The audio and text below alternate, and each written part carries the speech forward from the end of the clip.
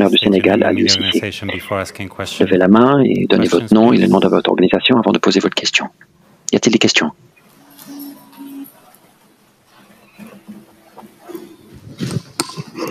Bonsoir coach, Abdoulaye Thiam de Sud Quotidien. Tous nos encouragements suite à cette élimination et bonne continuation. Est-ce que vous vous dites que le match s'est plié après avoir raté les 2 occasions franches à partir des 20 premières minutes? Alors, je dirais pas ça. Je crois qu'un match se joue 90 minutes. Effectivement, les 30 premières minutes ont été intéressantes. On a eu les opportunités de marquer. Ça n'a pas été le cas. Je crois qu'aujourd'hui, on est tombé quand même face à une très belle équipe anglaise. Au niveau des duels, au niveau de l'impact physique, on a été vraiment très loin de ce que nous sommes capables de faire. Maintenant, comme je dis, il n'y a pas d'excuses. On a eu, c'est vrai, 2-3 garçons peut-être qui auraient pu nous apporter à ce domaine-là. Mais il y a eu vraiment une différence. Je crois qu'on a travaillé pendant des années pour être numéro 1 africain. Aujourd'hui, c'était le Big Five du ranking FIFA et la différence c'est nettement vue.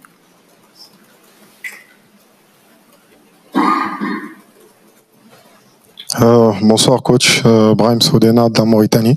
Nos encouragements bien sûr après cette élimination, parce que je pense que toute l'Afrique était derrière le Sénégal ce soir. Coach, je parlerai pas plutôt du score, parce que pour moi ça reste subjectif. Vous avez joué contre l'une des meilleures équipes de cette compétition, et ça s'est ressenti aujourd'hui. Ma question est plutôt au niveau de l'état d'esprit. Depuis le début de cette compétition, on a vu beaucoup de moins bonnes équipes, on va dire, affronter des très gros, mais faire preuve d'un état d'esprit vraiment de combattant et avoir un résultat peut-être surprenant au final. Aujourd'hui, on n'a pas vraiment senti ça au niveau de la sélection. Qu'est-ce qui s'est passé exactement? Non, je crois que ce n'est pas au niveau de l'état d'esprit. Je suis fier de mes garçons. Je crois que l'état d'esprit a été toujours au rendez-vous. Mais il faut avouer aussi la suprématie de cette équipe qui était en face de nous. Qui a mis beaucoup d'impact, qui a gagné beaucoup de duels, qui nous a fait reculer. Et à partir de là, c'est vrai que ça a été difficile. Ce premier but-là, qu'on prend à 5 minutes comment dirais-je encore, de la mi-temps, et puis ce deuxième but qui nous plombe. Mais c'est surtout le troisième but qu'on prend tout en début de deuxième mi-temps qui nous sort carrément du match. Mais je loue la mentalité de mon équipe. Ils n'ont jamais abandonné. Ils ont continué à jouer, à essayer d'avancer. Merde. Bonjour. Coach, mes encouragements après cette élimination, c'est Mamadou Salvier de IGFM Sénégal. J'avais une question, coach. En fait, j'aimerais savoir, est-ce que vous vous attendiez à cette physionomie de la rencontre? Est-ce que vous attendiez à prendre 3 buts face aux Anglais? Non, pas du tout, parce que notre force dans cette équipe-là a été toujours notre assise défensive, notre force défensive. Force est de constater aussi que depuis le début de ce tournoi-là, on a souvent pris des buts, même quand on a marqué 3 buts, on a encaissé toujours 2 buts. Bon, c'est surprenant parce que d'habitude, on a quand même une assise défensive qui nous permet, au moment donné, de faire la différence. Donc, non, je m'attendais pas du tout à prendre 3 buts. Madame. Coach Ndeye Domthiou, je suis là. Ndeye Domthiou, Radio Sénégal, RTS. C'est vrai que l'Angleterre était dominante. On voit la différence entre les deux équipes, mais au-delà du résultat, au-delà de la défaite, qu'est-ce que vous avez appris de cette rencontre qui pourra vous aider pour les prochaines échéances de l'équipe nationale du Sénégal? Là, on est dans la Coupe du Monde. C'est les meilleures équipes au monde qui sont là. C'est ce que je disais tout à l'heure. Aujourd'hui, le Sénégal était 18e sur le ranking FIFA. En face de nous, il y avait une équipe qui était 5e ou 4e, le Big Five mondial.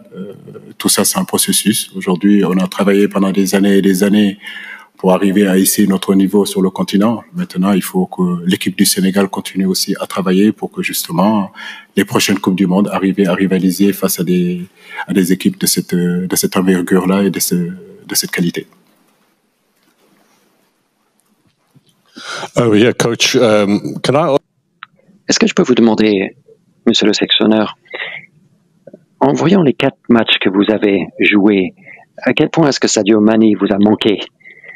Et je sais que vous venez de signer un contrat. Est-ce que vous pensez déjà rester, continuer avec ce projet à la tête de l'équipe du Sénégal? Pour l'instant, je ne veux pas parler de mon avenir. Je crois qu'il y a une défaite qui est là. Donc, on va d'abord prendre les enseignements concernant cette défaite. Et après, on verra bien ce qui se passera. Pour l'instant, je suis le sélectionneur de cette équipe nationale.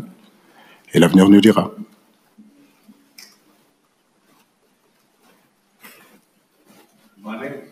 Mané, oui, bien sûr. Un joueur du calibre de Mané, je le dis depuis le début de cette compétition-là, manque forcément à une équipe comme le Sénégal. Mais l'ensemble, le collectif, je pense qu'il a été quand même intéressant. Des joueurs ont répondu.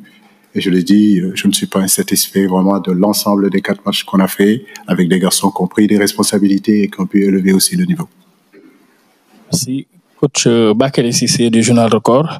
Coach, quand on perd des joueurs comme Idrissa Gana Gueye, comme Cheikh Okouyata, qui connaissent bien le football anglais, et que derrière, vous jetez dans le bain 4 joueurs à vocation offensive, c'est-à-dire les 3 de devant et Iliman Ndiaye. Qu'est-ce que vous cherchez en réalité, si on sait que c'est un match coupé qui pouvait aller jusqu'au tir au but? Merci. Écoutez, c'est un choix tactique. Je pense que il s'agissait pas à un moment donné de se mettre derrière à 10 et attendre que les vagues arrivent sur nous. Il fallait qu'on crée quelques problèmes à cette équipe-là. Je pense que pendant 30 minutes, on a pu le faire. On a pu exister. Et l'objectif, c'était de jouer. J'ai demandé à mon équipe de jouer parce qu'il servait à rien du tout de prendre les ballons et de les balancer. Parce que si vous balancez les ballons vont revenir. Donc, l'objectif, c'est de pouvoir jouer, sortir et combiner. Et ça, on a su bien le faire. Coach Mamadou Ismaël Souleymane, Teranga News, merci d'avoir hissé les couleurs du Sénégal parmi les 16 nations du monde. Coach, j'ai constaté à chaque fois que la défense était acculée, elle paniquait. Quel que soit le schéma optimal mis en place, est-ce qu'il n'est pas temps pour vous de changer de système tactique par rapport à cette situation? Ensuite, nous avons vu que par rapport au rôle de taulier attendu de Pape, comment s'appelle encore notre milieu défensif, le rôle joué attendu n'était pas le résultat attendu n'était pas au rendez-vous. Secondo, nous avons vu un Crépin reculant, Boulaye Dia court physiquement, même si on a vu qu'au niveau tactique en seconde période par rapport à la mutation en 4-2-3-1, ça allait mieux. Est-ce que c'est pas une erreur d'appréciation de votre part, vu que vous étiez malade et que peut-être ça a un peu impacté? Bon, il y a plusieurs questions dans votre question. Mais ce que je peux vous dire, c'est que la force du Sénégal avant de venir dans cette Coupe du Monde-là, c'était quand même notre assise défensive. Tout le monde nous a témoigné que l'équipe du Sénégal, c'était une équipe qui ne prenait pas beaucoup de buts. Et c'est ce que je disais tout à l'heure.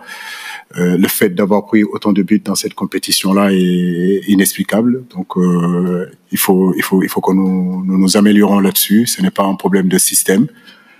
On a montré lors de la CAN qu'on était capable d'aller jusqu'à la finale sans pourtant prendre beaucoup de buts.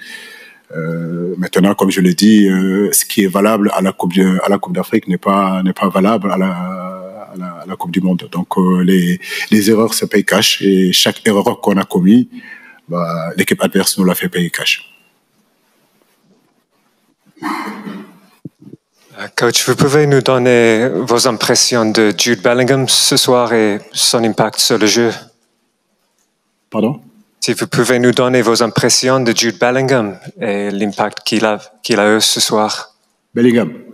Non, je le disais, une très belle équipe. Bellingham, Anderson, Rice, c'est vraiment des joueurs avec beaucoup d'impact, très athlétiques, capable de récupérer le ballon, capable de distiller le jeu. Harry Kane devant, Saka, non, une très très belle équipe. Bon, c'est pas pour rien du tout qu'ils ont été demi-finalistes lors de la dernière Coupe du Monde en 2018 et finalistes de l'Euro. C'est une très très belle équipe. Donc c'est une équipe on doit prendre référence sur cette équipe-là et travailler justement à arriver à ce niveau-là.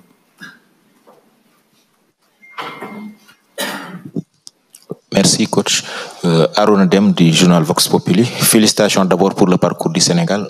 Et la question, c'est de savoir le regard que vous jetez après cette élimination-là sur le parcours de l'Afrique qui n'était pas attendu à ce niveau-là, mais qui a répondu présente à cette Coupe du Monde.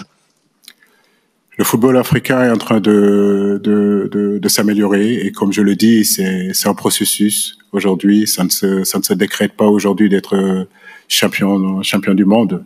Aujourd'hui, en Afrique, les infrastructures commencent à se bonifier. Il y a aujourd'hui une véritable volonté des directions techniques de former les entraîneurs. Il faut donner encore plus de possibilités justement aux directeurs techniques de pouvoir aussi travailler. Au niveau des arbitres, on voit aussi que c'est en train de progresser. Nos États aujourd'hui sont en train d'œuvrer pour que notre football avance et je crois que c'est dans ce domaine-là qu'on peut arriver. Les choses ne peuvent pas se décréter. Pendant des années, on a fait des coups. Maintenant, avec des générations spontanées, je crois qu'aujourd'hui, dans tous les pays où vous allez sur le continent africain, il y a vraiment une politique sportive qui se met en place. Il faut pas se décourager, il faut continuer à œuvrer, à travailler justement pour améliorer tout ça et pouvoir rivaliser justement et gagner ces genres de championnats-là. We have time for one last. Nous avons le temps pour encore une question.